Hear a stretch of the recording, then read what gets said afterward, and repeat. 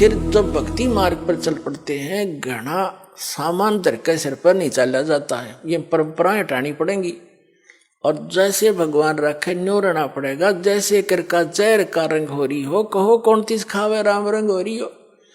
अब रंका बंका झोपड़ी में रहते थे, वृद्ध हो गए थे, और क्या करते थे, जंगल से लकड़ी तोड़कर लाते थे, उसको बेचकर अपना खाने जोगा रखकर बाकी गुरुदेव के चरणों में भंडारे में लगा देते थे। एक दिन नामदेव जी गुरुदेव यानी कबीर परमात्मा गुरु रूप में आए हुए थे। उनसे कहने लगे, गुरुदेव आपके दो तीन भक्त हैं, कितने निर्धन हैं, इनको कुछ धन दे दो, इनका टाइम भी पास हो जा, भक्ति भी गणी कर ले। अब परमात्मा ने सोचा कि नामदेव तो बालक है, कति श्रद्धा बतेरी है, पर इसमें विवेक बना नहीं। अरे भक्ति करें और ये कौन से बर्तन बनाओ हैं। वहां से लकड़ी तोड़ी, वहां तक लकड़ी तोड़ने जाते हैं तो मंत्र करते जाते हैं, लकड़ी तोड़ के सिर पर धरी मंत्र करते आते हैं। भक्ति मत बाधा है नहीं। और लेकिन नामदेव जी की उस समय समाज की सोच घड़ी थी, उस बच्चे को भी सेट करना था अपने को। तो परमात्मा ने कहा भी ठीक है, चल धन दे देता हूं, पर मैंने कोशिश बहुत करी है भाई, ये रखते नहीं धन ने, मैं देता हूं, ये सारा दान कर देते। ने बोला जी ना दान दो, पैसे दो, बोला ये लेते नहीं और ना मांगते कभी मेरे तय। पर रामदेव ने कहा जी आप तो बिन मांगे भी दे देते हो। अक भाई दे तो दूंगा, पर ये लेते नहीं मेरे से। अब नामदेव जी के गला उतरा नहीं, भाई इतने दुखी हो रहे, क्यों ना लेंगे पैसा, तो ले ही लेंगे ये। कबीर साहब बोले, परमात्मा बोले गुरुदेव रूप में कि अच्छा भाई आज इनको वो पैसे देते हैं। गहने ले लिए, गहने आभूषण सोने के चांदी के अच्छे 2-3 किलो एक थैले में लेके नामदेव और गुरुदेव दोनों उस रास्ते में खड़े हो गए, झाड़ के आड़ में ओट में, जिससे वो दोनों रंका और बंका लकड़ी तोड़कर लाते थे। अब रंका तो आगे चल रहा था, बंका थोड़ी पीछे रह गई थी। थोड़ी फैसला था अपने सफर में थोड़ा बहुत, यानी 100-200 फुट का। तो उससे परमात्मा ने क्या किया कि जिस रास्ते से वो आ रहे थे वहां पर वो आभूषण डाल दिए, और उस झाड़ के पीछे जाकर दोनों छुप गए। अब आगे आ रहा था रंका, उसने देखा गहने पड़े हैं, और औरत जो है गहनों को देखकर लालच में आ जाती है, कहीं बंका अपने कर्म ना बिगाड़ ले। उसने पैर के साथ उस पर मिट्टी डालनी शुरू कर दी। सिर पर लकड़ी थी, पैर से रेता डालना शुरू कर दिया।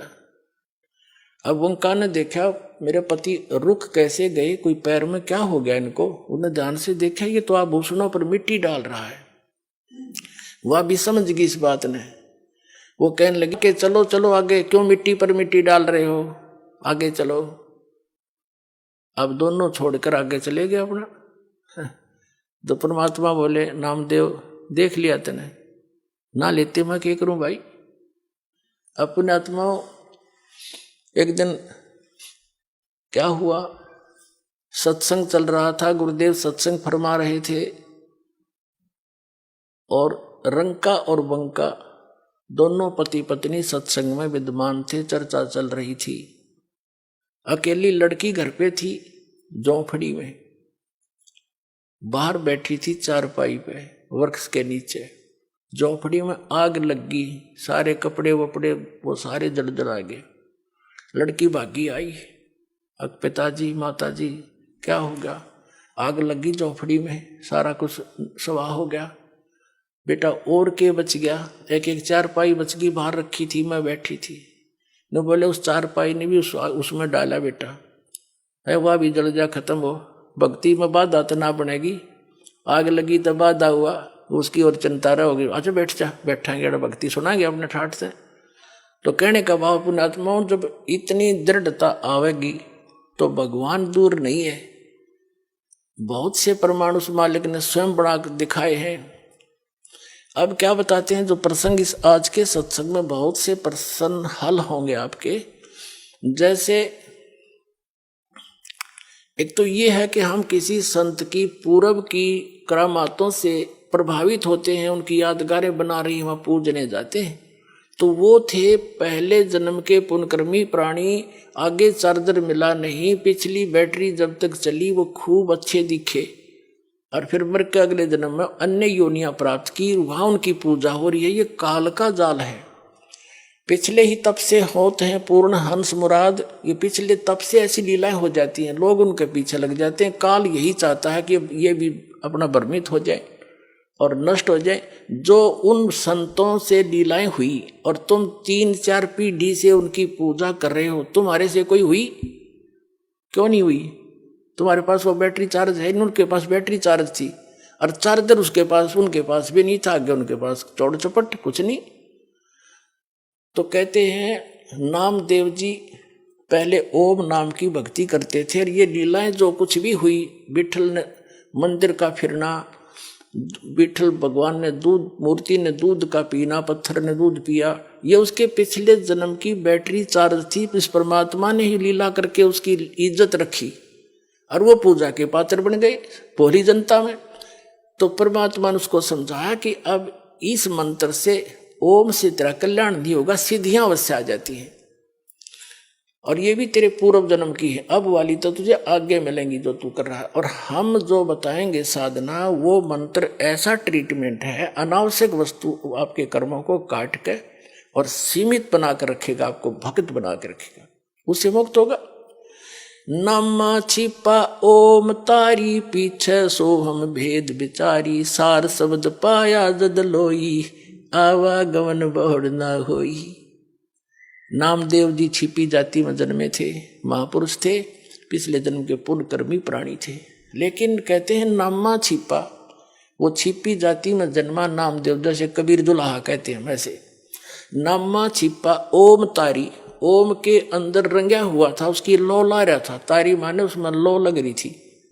और पीछे सोहम भेद बिचारी, पाछे परमात्मा ने बताया कि इससे बात नहीं बनेगी, एक मंत्र और है, इस दोनों मिलकर फिर ये सतनाम बनेगा। जब ये गजब का काम करेंगे, जब नामदेव जी ने वो सतनाम बना के दिया, भगवान तो देते थे, उस तरह उसका जाप किया, और फिर कहते हैं उससे भी बात नहीं बनती, केवल सतनाम से भी। नामा छिपा ओम तारी, पीछे सोहम भेद बिचारी, सार शब्द पाया जद लोई, आवागमन बहुर ना होई। उनको भी फिर सार शब्द मिला, तब उनका जन्म और मरण मिटा। तो आज के सत्संग से आपको बहुत सा निष्कर्ष मिला है कि एक तो हमने भगवान पर विश्वास रखना पड़ेगा, दृढ़ होकर देखो। भगत ने सीमित वस्तुओं की आवश्यकता है, बकवादों की नहीं।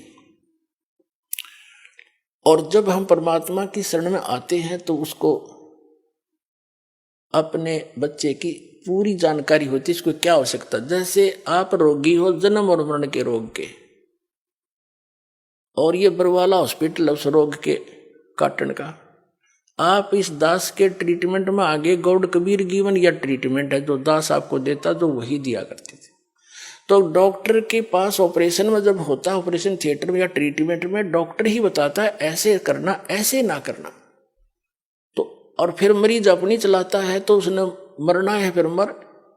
कबीर साहब कहते हैं औखद खावे पत्थर है, और तब होवे उपचार, यानी औखद औषधि ले और पत्थर है, यानी वो ऐसी चीज नहीं खावे, यानी जो मना कर रखे खाने के लिए वो वस्तुएं नहीं खावे, और पत्थर है यानी परहेज रखे, और तब उसका ट्रीटमेंट होगा। और फिर डॉक्टर को क्या पता नहीं इसको किस चीज की आवश्यकता है, 1 मिनट में इंजेक्शन लाओगा और सारी रिकवरी कर देगा। तो आपको जब आप इस परमात्मा की शरण में आ गए, तो आप जी ने फिर ये चिंता, ठीक है अपना दुख तो बता सकते हो, मुझे ये तकलीफ है, डॉक्टर को बताना तो पड़ता है, फिर काम उसका है, उसको कैसे ठीक करना है। अब कौन से को पहले करना है। जैसे कोई एक्सीडेंट हो गया बालक, और उसका टांग टूट गई, और एक जगह से ब्लड घड़ा पर गिर रहा है। अब ब्लड निकलने का दर्द तो है नहीं, और टांग की टूटे हुए का घना दर्द चल रहा है, मर गया, हाय मर गया। लेकिन वो डॉक्टर उसके उस मर गया पर ध्यान नहीं देगा। वो उसने देखेगा ये खून कहाँ से रिस रहा, पहले उसका ऑपरेशन करेगा। इतना रोलन दे थोड़ी देर, जब उस मर गया की तरफ ध्यान देगा तो उसकी जान सचमुच मर जाएगा। इतना पीड़ा है। तो पुण्यात्माओं, आप यहाँ आए हो, आपको कोई भी भयंकर कष्ट दिखाई दे रहा है और वो अभी तक मालिक ने नहीं निवारण किया है, तो ये सोचना कि आपका कोई और भयंकर कष्ट है जो आपका जान लेने वाला है, उसको टालने के लिए आपका प्रयत्न किया जा रहा है। उसने 2 दिन पीछे कर देंगे। तो आप विश्वास करना इस मालिक पर, अपनी ना चलाना। मैं इतनी बार आ लिया, मैंने इतनी जोत चढ़ा ली, मैंने पाठ भी करवा लिया, लगा रहे, पेट में दर्द हो जा, एक गोली से ना हो तो डॉक्टर ने कहा एक और खा ले भाई, उससे भी ना हो तो कहा एक और खा, इसने इसी से होगा। तो जो आप कर रहे हो दान पुण्य सेवा सिमरण, इसी से राहत होंगे, नहीं हो तो और मन डर है। तो इस तरह आपका यू कल्याण होगा। और ये है भक्ति मार्ग। इस पर इस तरह चलोगे तो परमात्मा आपको हथेली पर रखेगा। पुण्यात्मा सत्कर्म लेना। बोलो सतगुरुदेव।